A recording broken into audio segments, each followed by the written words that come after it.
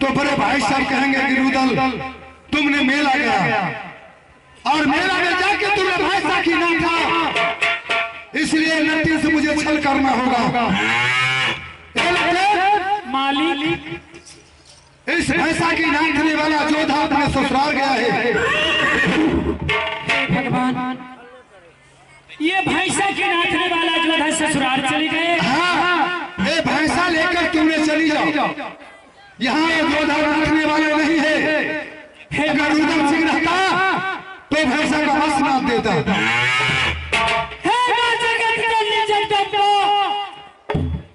लगता है कि मेरी सहेली अब कुमारी रह जाएंगे।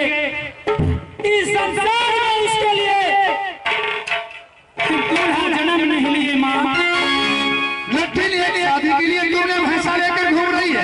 हाँ मालिक। नट्टे, ए मालिक, तुम्हें प्रेम पूरा हो जाता जरूर, लेकिन रुदल सिंह नहीं है, इसलिए तुम यहाँ से वापस हो जाओ। मालिक, आप बड़ी बड़ी मोछ दिखा रहे हैं, क्या आप रुदल नहीं हैं? मैं तुझसे द्वारपाल हूँ। क्या?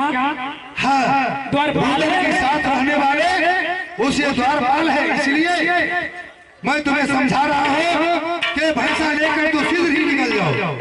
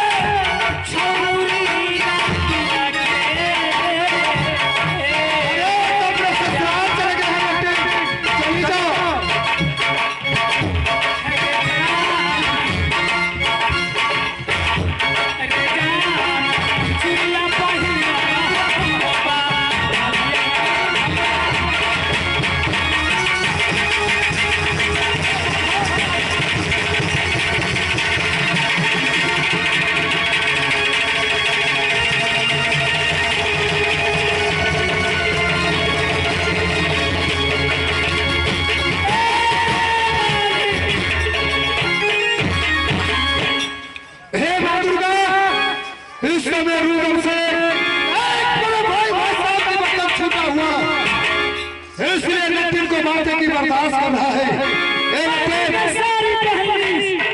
चूरी पहली और घर में दूल्ही बन के बैठ आई। नट्टी के साथ ज्यादा बकवास नहीं करना है, ज्यादा ताने मारने पे उल्लंघन हो जाएंगे, इसलिए मैं यहाँ से निकल रहा हूँ।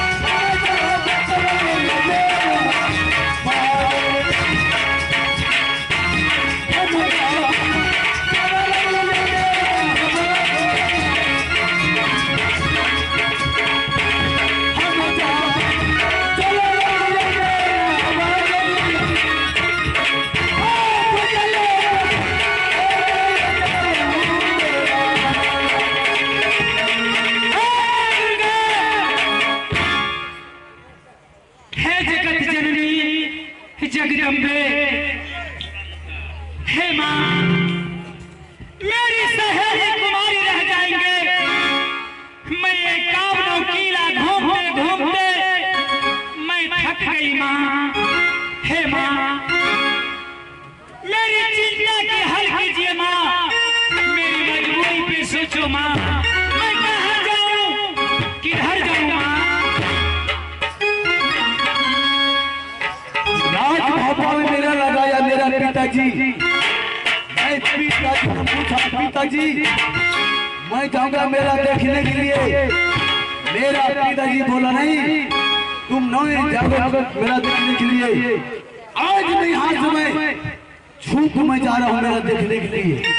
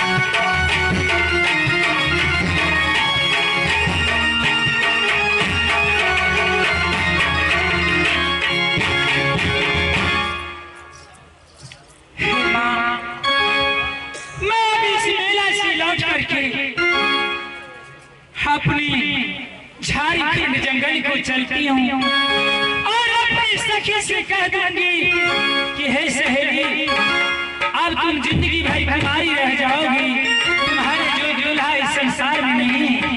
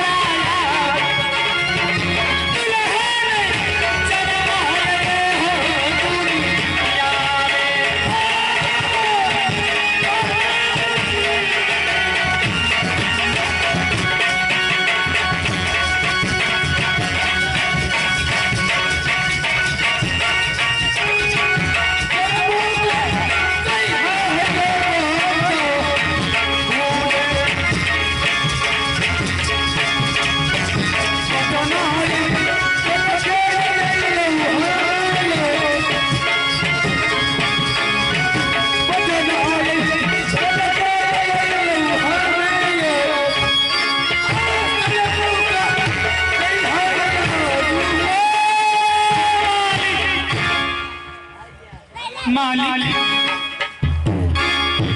कहाँ के रहे वाला है? मैं हाँ राजमहल में रहने वाला हूँ। राजमहल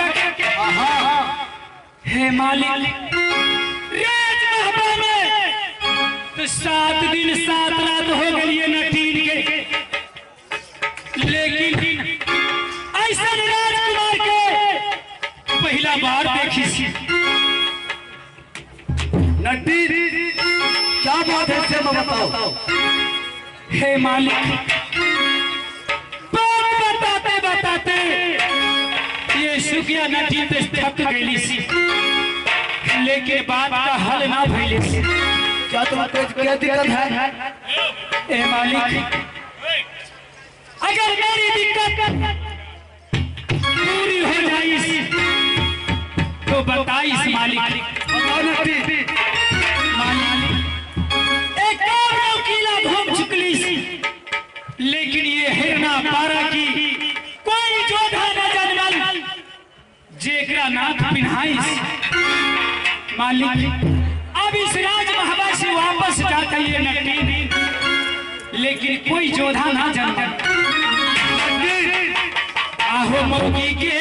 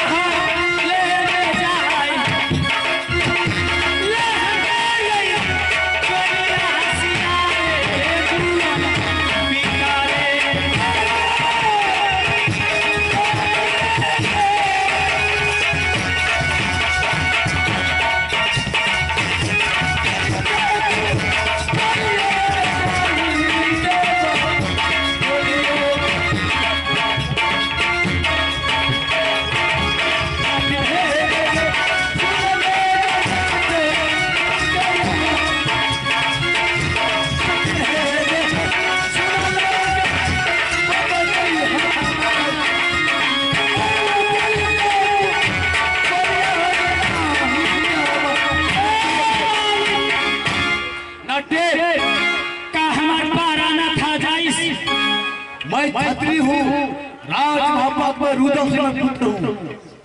रुदल सिंह के पुत्र है? मैं तुम्हें मोगी नजर आ रहा हूँ। मालिक ये हमारा हर ना पारा के नाती से इलाम क्या है से बताओ। इलाम आरे डाला भर सोना, डाला भर रूपा, अच्छा 50,000 रुपया रे जा। देखिया सहेलिया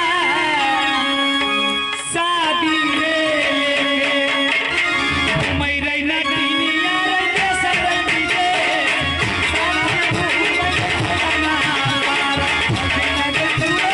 साथ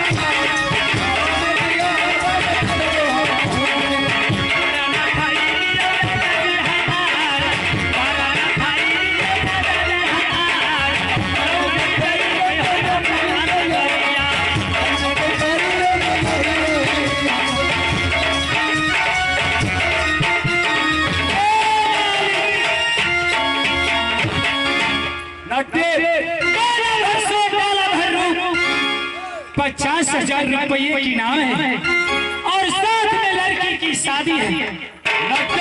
हाँ मालिक। ना तू ठीक है लेके इलाम ले लूंगा लेकिन शादी में नहीं करूंगा। शादी नहीं करिएगा? ठीक है मालिक। तो ये भी लक्ष्य नतीर की पूरा हो जाए कि हरना पारा नाथ ले ले। शादी में नहीं करूंगा, इलाम ले लूंगा। ठीक है, नहीं करिएगा। सामने करो। चलो तैयार हो जाओ। आज मैं तुम्हें सुनाऊं कि आज मैं ये फैसला बना रहा हूँ। आज तुम सकीराना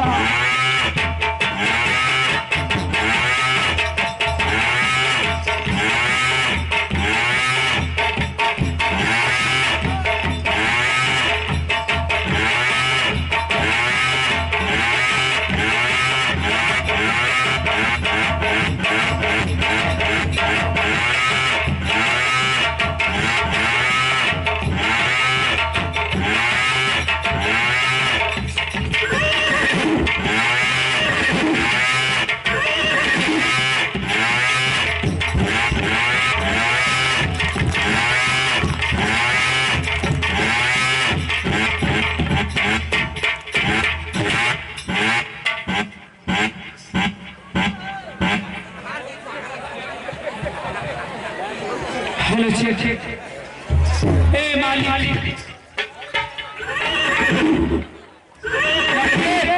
हाँ मालिक। ये अपना फैसला लो।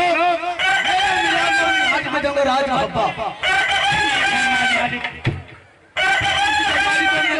मेरा पिताजी और मां मेरे खुद आ रहा है। इलाम लो, मैं आ जाऊंगा। ए मालिक, शादी नहीं करिएगा? क्यों? मैं जा रहा हूँ, मैं छतरी हूँ। नटनी के साथ मैं शादी करूंगा।